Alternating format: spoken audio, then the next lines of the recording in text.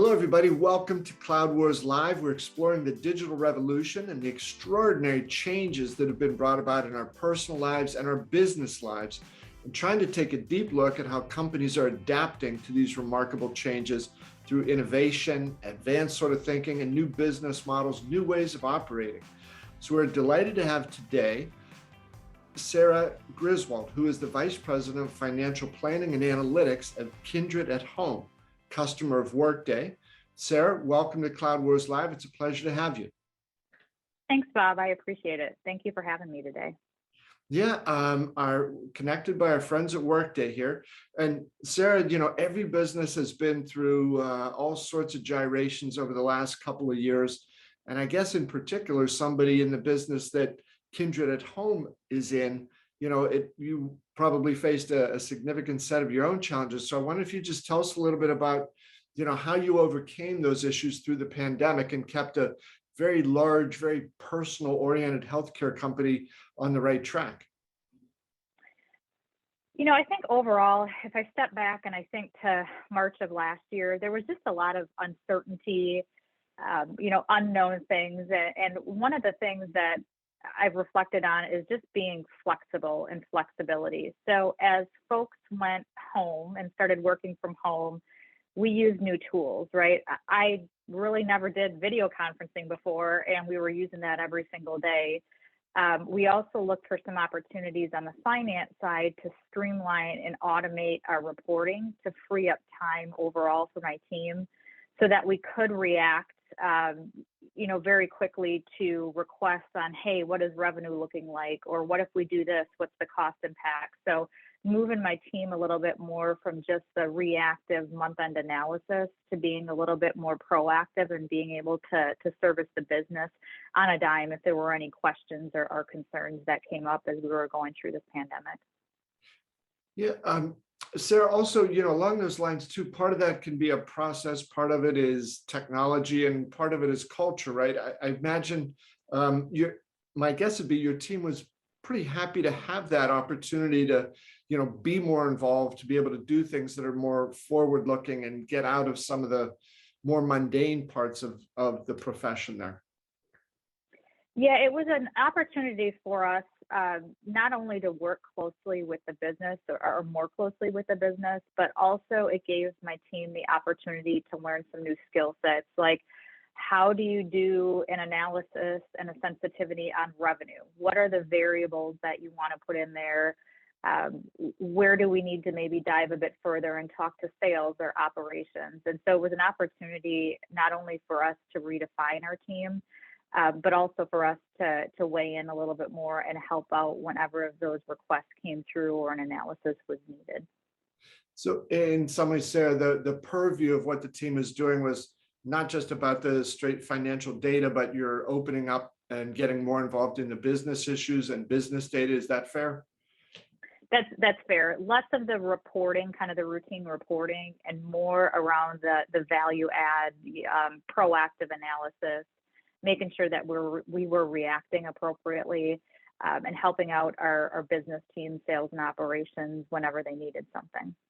Yeah. And so Sarah, Kindred Home is a big company, right? About 43,000 associates. That is correct.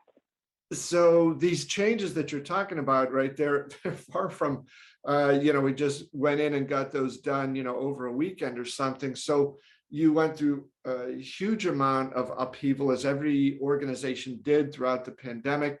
How have things changed sort of since you got things reoriented and, fully on track in the new direction you wanted for Kindred Home? How are things changing now, sort of since the worst upheaval of the pandemic is behind us?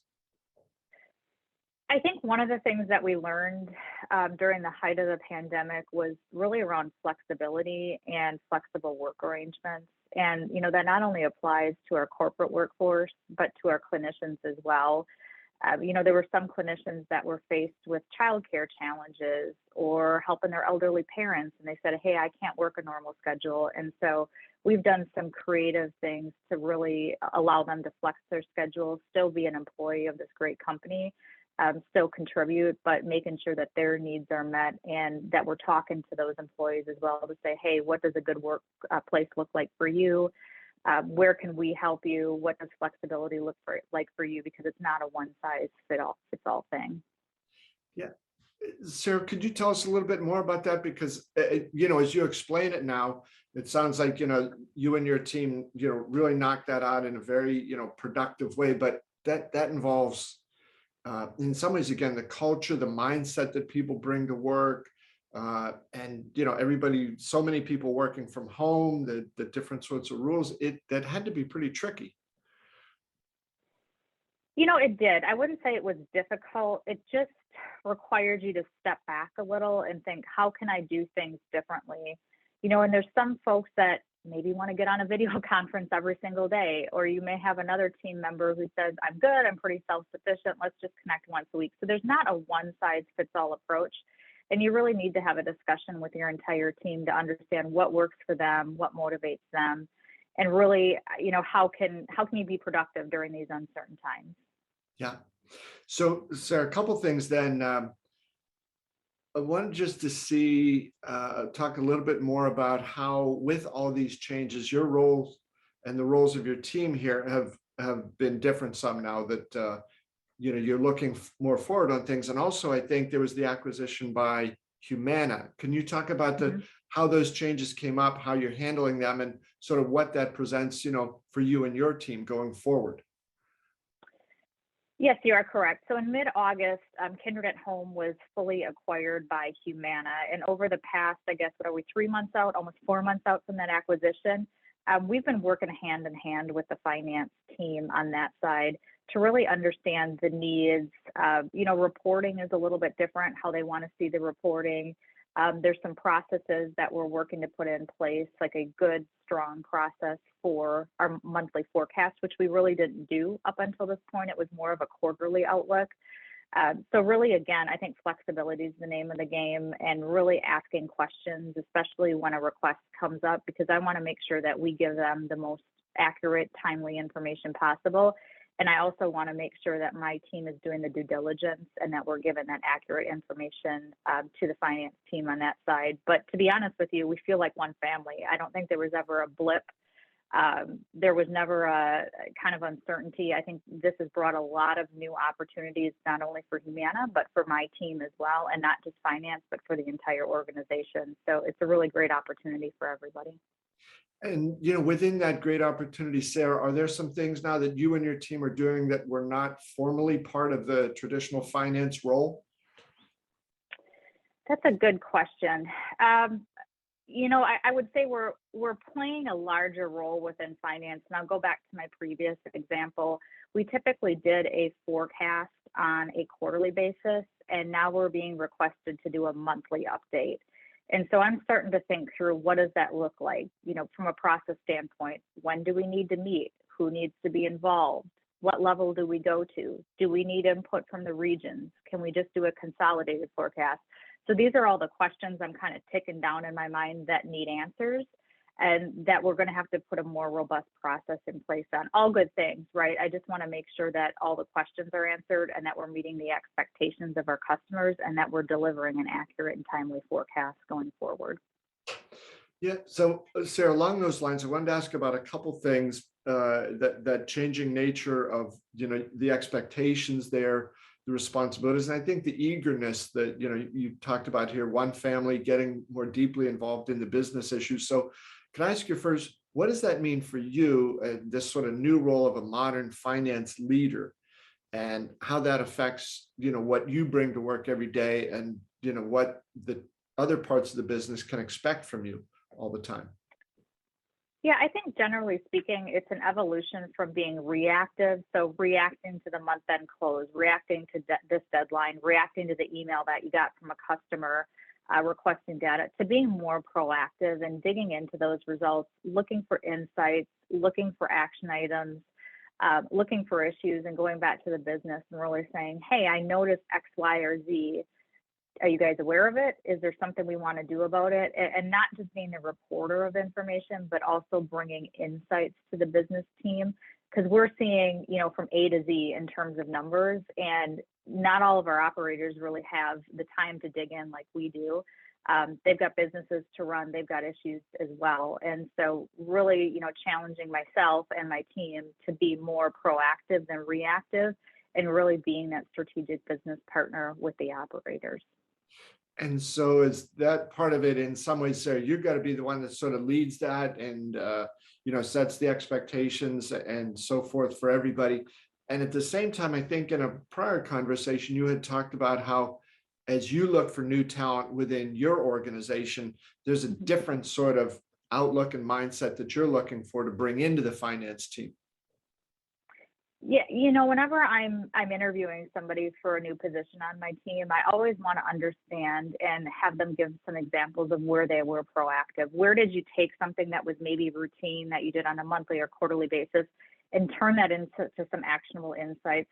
Tell me about a time when you constructively challenged a team member or, potentially your customer, and how did that work out? Because I really want people who are curious, who are hungry for those insights and really want to help drive both the top and bottom line. And in our case, make sure that the patient experience is great for everyone. Sarah, it sounds like too that involves a need for not just all the great financial skills and technical skills that your profession would require, but people also have to, as you push them outward like this and the influence of your team, they've got to be good communicators, right? Absolutely. I mean, communication is key. And one size, again, doesn't fit all. You've got some folks who I say are be brief, be bold, be gone. Tell me what happened. Tell me what you want me to know, and then get out of my face and go somewhere else. And you've got other folks who are like, I want to know every single detail, reconcile from A to Z. And you really have to step back and understand your customers and your business partners and their preference in order to communicate appropriately. Again, one size doesn't fit all, and you need to tailor your message and communication to make sure that your customer is not only understanding, but you're giving them the information that they need, and they also have the opportunity to challenge, push back, ask questions if they're not clear. Yeah, and Sarah, overall, as you described it, I was thinking that the whole business world is moving faster than ever before. Somebody, the other day I heard talking about, he said it's not just the pace of change, but it's also the amplitude of change. It's really quite extraordinary. And so the need, the opportunity for advanced technology to come in and help companies keep up with that is pretty key. You've had an interesting adventure at Kindred at Home with AI. Could you tell us a little bit about that? Sure. I joined Kindred at Home in September of 2018, right after we had split from our parent company, and we were standing up kind of a corporate finance organization. And so very quickly, I came in, learned Adaptive because we did not have Adaptive at my previous company, and tried to look for opportunities where we could potentially streamline reporting, streamline processes, and really build a more robust reporting platform, as well as forecasting and budgeting. And so over the course of my first year here, we added another instance of Adaptive to be able to do our corporate budgeting and forecasting, because prior to that split from our parent company, we didn't have a true corporate function. For example, IT was central. Now we have our own IT team. What does that mean for a bottoms up budget? And so we worked through a process very quickly to try to put a model in place that could help us really understand what our costs were from month to month. And particularly as we were standing up the new organization, there was a lot of hiring, right? And so we needed to work hand in hand with HR to say, was that in the budget? Was it not? When was that position budgeted to start? How much did we allocate for it? And so there was a very, very tight connection between my team and HR as we tried to stand up this new organization to make sure we were being effective, efficient, and that we weren't spending unnecessary money.